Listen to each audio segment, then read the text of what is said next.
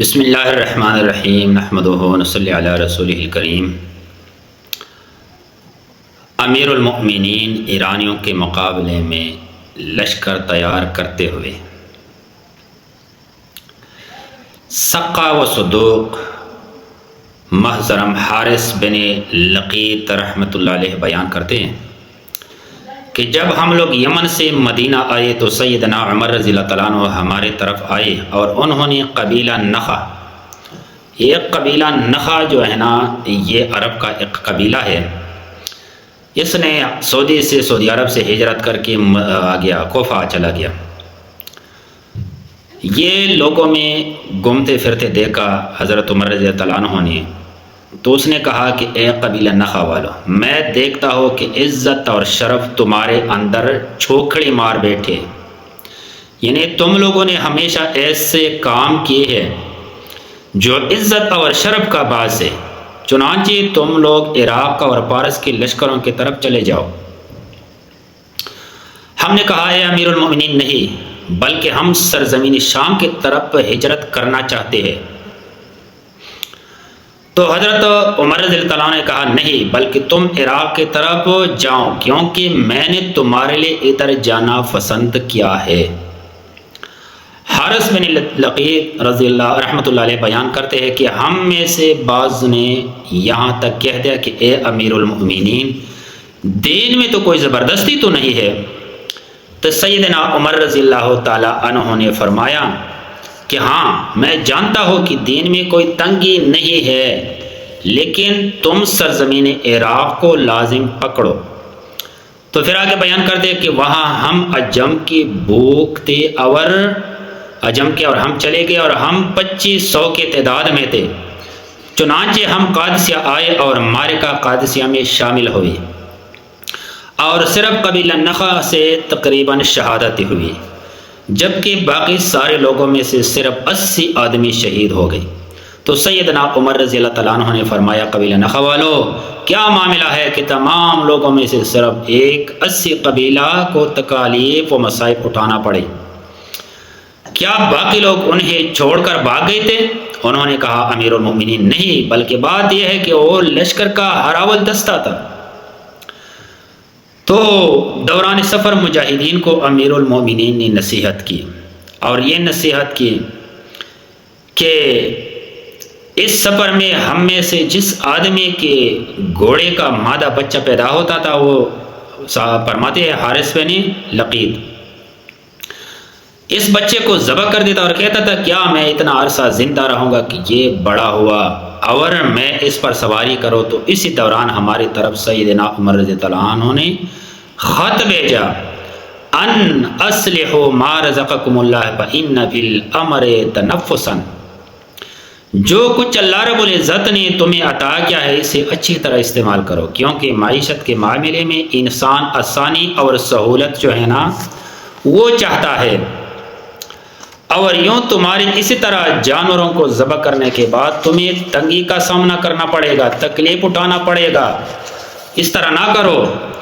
تو پھر اس لڑائی میں جب پہنچ گئے، لڑائی شروع ہو گیا، تو اس میں ایک صحابی ہے،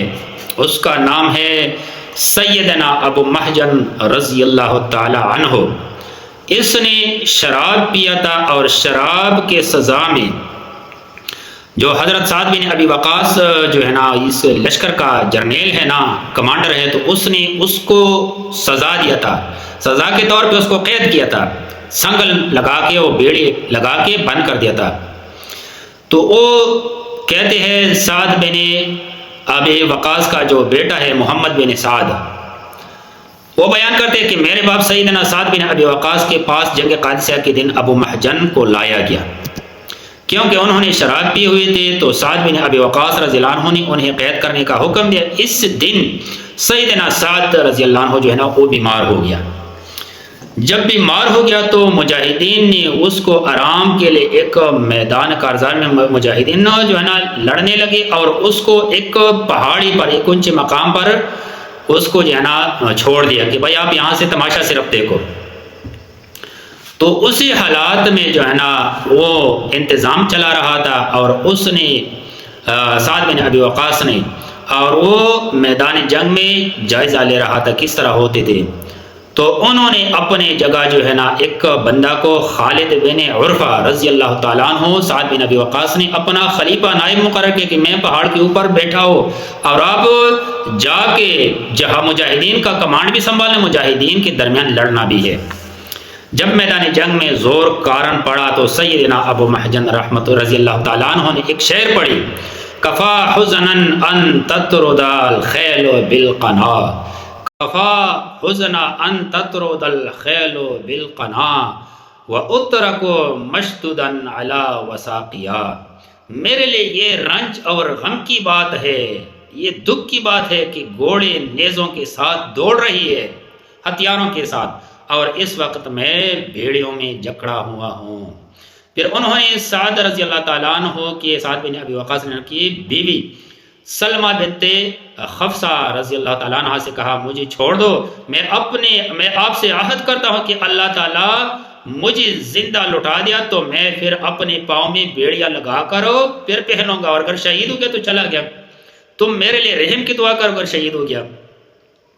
تو محمد بن سعد بن ابی وقاص رحمۃ اللہ علیہ بیان کرتے ہیں کہ اس نے، میرے والدہ نے ابو محجن کو چھوڑ دیا، آزاد کر دیا، جبکہ لوگوں میں جنگ جاری تھی۔ جب انہوں نے آزاد کیا تو وہ سیدنا سعد رضی اللہ تعالیٰ عنہ کے بلقا نامی گھوڑے پر سوار ہو گئی اور نیزہ پکڑا اور گھوڑے کو ایڑ لگا کر سیدھے میدان کارزار میں پہنچ گئی۔ ابو محجن رضی اللہ تعالیٰ عنہ دشمن پر جس طرف سے بھی حملہ کرتے تو اس سے تتر بتر کر کے شکست سے دوچار کر دیتے۔ ان کے اس قدر زبردست حملے کو دیکھ کر لوگ کہتے ہیں کہ یہ کوئی فرشتہ ہے۔ یہ منظر دیکھ کر تو سیدنا سعد بن ابی وقاص رضی اللہ تعالیٰ عنہ نے ایک شعر پڑھے، اشعار پڑھی، الزبر زبر البلقاء والطعن طعن ابی محجن وابو محجن فی القائد۔ اس سوار کے گھوڑے کا پلٹنا جپٹنا تو میرے گھوڑے بلقاء کی طرح ہے، اور اس مجاہد کا نیزہ چلانے کا انداز ابو محجن کی طرح ہے، جبکہ ابو محجن قید میں ہے۔ جب دشمن کو شکست ہو گئی تو سیدنا ابو محجن رضی اللہ تعالیٰ عنہ سیدنا سعد رضی اللہ تعالیٰ عنہ کے گھر کی طرف لوٹے اور اپنے پاؤں کو بیڑیاں پہنا لے، وہ بیڑی، وہ سنگلا، زنجیر وہ پہنا کے، اور انہوں نے کہا کہ سیدنا سعد رضی اللہ عنہ سے کہ اللہ کی قسم میں آئندہ اس آدمی کو کبھی سزا نہیں دوں گا۔ سعد بن ابی وقاص نے کہا جس کی وجہ سے اللہ تعالیٰ نے مسلمانوں کو مصیبت سے چھٹکارا دے دیا، پتہ نصیب کیا۔ پھر انہوں نے سیدنا ابو محجن کی بیڑی کھول دی تو سیدنا ابو محجن نے کہا میں پہلے شراب پیتا تھا تو مجھ پر حد لگا کر مجھے اس گناہ سے پاک کر دیا جاتا تھا، اب اگر آپ نے مجھے حد لگانے سے آزاد کر دیا ہے تو میں بھی اللہ کی قسم اٹھا کر کہتا ہوں کہ میں اب کبھی شراب نہیں پیوں گا۔ یہ مجاہدین کے حوصلے ہیں، یہ صحابہ کرام، یہ حضرت عمر رضی اللہ تعالیٰ عنہ کی تربیت یافتہ لوگ تھے کہ انہوں نے قید سے آزاد ہو کے اور جہاد میں شامل ہو کے پھر قید میں آ کے اپنے آپ کو خود زنجیریں لگا دی۔